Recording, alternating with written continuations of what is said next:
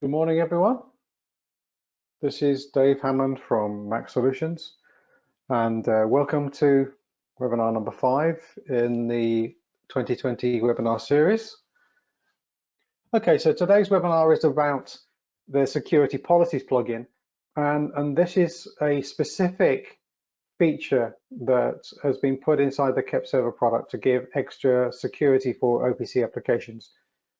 So here's the agenda. This is what we're going to be going through. A little recap on OPC-UA communications, and then where different OPC client applications have different access needs, how you can cater for that in the security policies plugin, and how the security policies plugin how it works. And then there's a little bit of at the end, which is actually not about protecting the server from clients, but actually how to protect PLCs on the shop floor that might have OPC-UA on board. So that's a little extra feature, a little extra way you can use the software, which goes under the radar for many people, so I wanted to point it out. The audience for this webinar is people who are using OPC servers and clients and want to know how those can interact in the most secure way. People from the IT or cybersecurity background who are involved in setting rules for security policies across a site or across an enterprise, and people who want to get involved in doing such projects for the future. So a little recap on OPC-UA and how interactions work between OPC-UA servers and clients. So the server is the piece of the software that's providing the data. So on the device side, it'll be talking to shop floor devices like PLCs, and on the client side, it'll be providing the data up to software that is utilizing that software. The OPC clients, there's various types of OPC clients that you could be utilizing the data.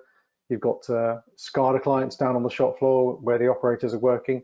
You've got logging clients that might be taking the data and putting it into a database or a historian.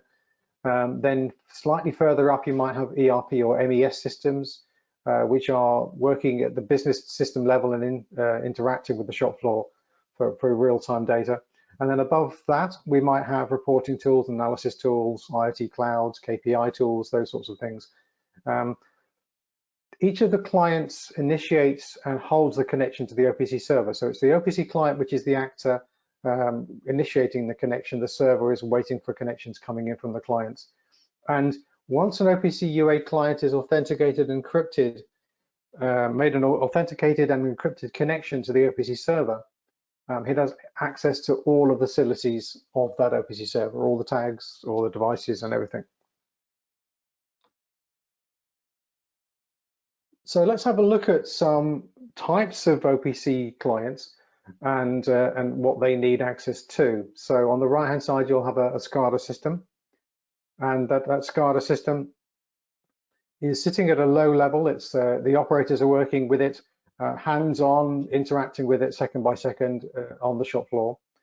So that SCADA is the one that's going to have the most access from the most different devices. So in fact, it'll probably have access to all devices and all tags that the OPC server knows about. And it's very likely that that will have access to read and write. So that's that's got the widest access. If you then look at some data logging software that might be sitting down on the shop floor, perhaps taking data and archiving it away for compliance or recording,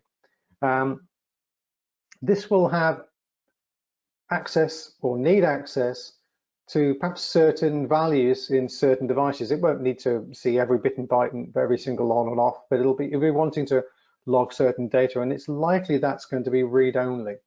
So it's a different type of access to the previous one with the SCADA one.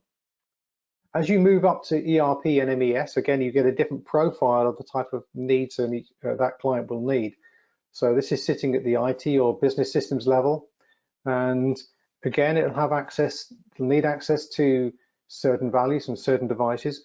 It's more likely that it will be doing writes, but those writes will be restricted to certain particular tags. It won't be needing to read and write everything, but just certain values. If you then look at an IoT tool or a reporting tool or an IoT cloud, which is again sitting up at the analysis side of of the business. This is sitting at the management level, and this is very likely to need only pretty limited access to certain values, certain KPI values that have been derived from the values at the low level. And it's very likely that's going to be read-only.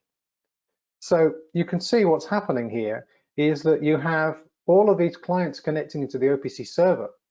And this IoT reporting tool, being an OPC-UA client, under the standard rules of OPC-UA, this will have just as much access to just as many tags as the low-level client, which we looked at the start, which is the SCADA one, even though actually they have completely different needs as a client. And you do not necessarily want an operator running an IoT cloud to write a value down to a low-level action on the shop floor. So this is where the security policies plugin comes in, because you have different clients actually needing different access, broader ones down on the shop floor and narrower ones further up. Each of the clients, as they move away from the production environment, gets more removed. So it's more likely that an accidental interaction from a high level client, well, it won't necessarily know, that client won't necessarily know it's actually doing something which is going to damage the production. In fact, the shop floor productions need to be isolated and protected, really, because if you have some malicious action made from a high-level client, perhaps it gets hacks or something of that nature in the IT department, that could actually have some pretty detrimental results around the shop floor. So this is a way that security policies plugin can act. And the rule really is that OPC clients should only be given access to the facilities they actually need to do their job. And that's the purpose of the security policies plugin.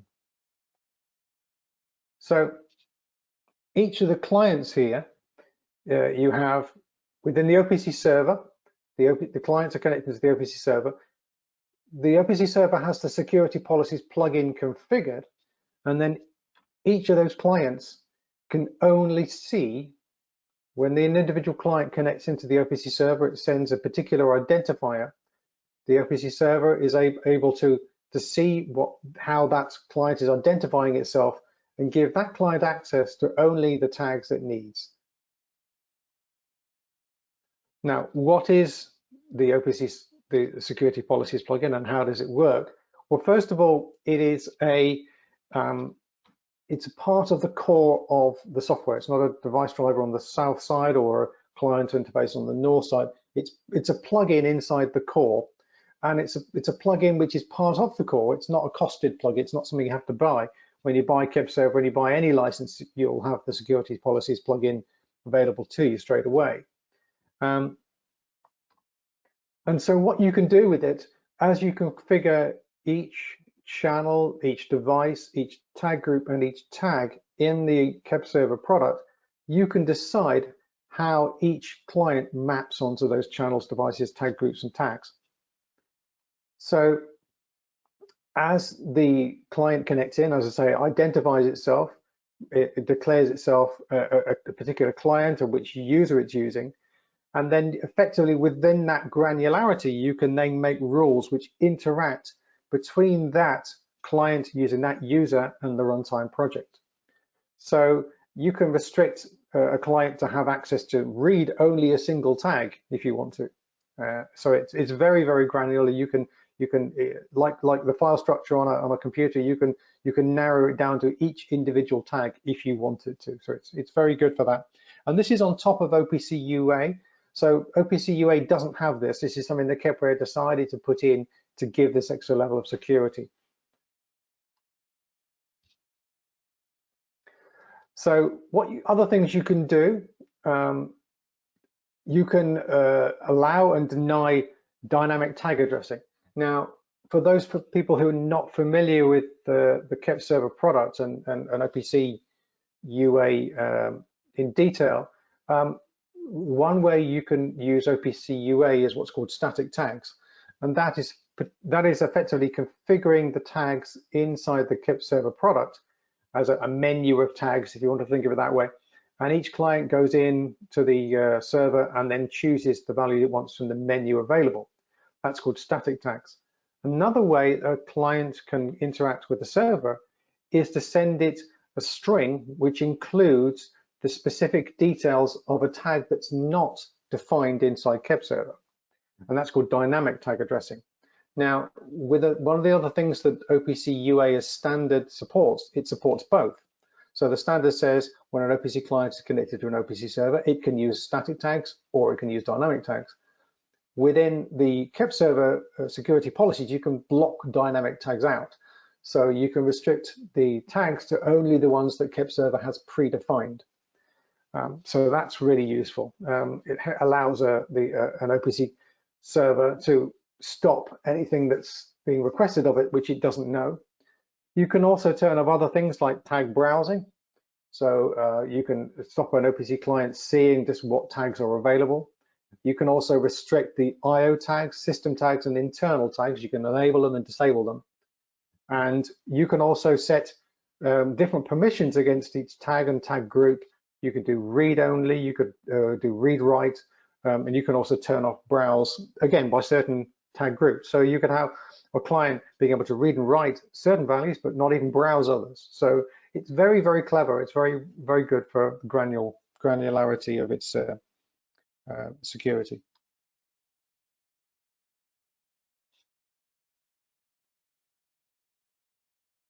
Another thing where this is very useful, and I mentioned this at the start, is you're now finding PLCs which are on the market which have OPC servers built in. And as I said, the OPC-UA clients will have access to all of the tags in the OPC-UA server, and it doesn't matter if that's an OPC server running in KEPServer on a PC, or whether it's actually an OPC-UA server running in a PLC down on the shop floor. So if you imagine a situation where you're using an OPC-UA server out of a PLC, perhaps a Siemens or Rockwell or whatever PLC it's got, then you can, an OPC client will be able to see and will be able to browse, will be able to read, and will be able to write all of the tags that OPC-UA device has. Not only that, a PLC that's acting as an OPC-UA server could be serving multiple OPC-UA clients at the same time. So there's no way that PLC can stop an OPC-UA client connecting to it. It's got that client is connected as an authorized and encrypted and trusted client.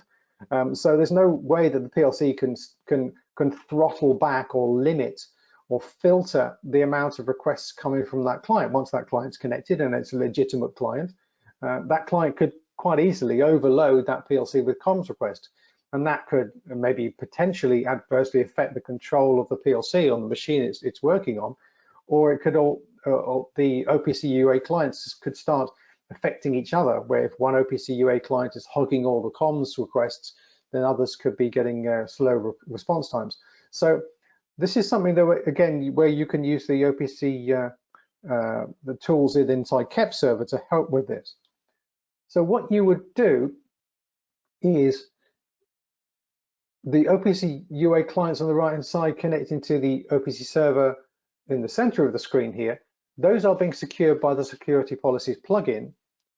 The OPC clients connecting down straight to the PLC, which has the OPC-UA server, those aren't going through the security policies plugin because they're not going via KEPServer.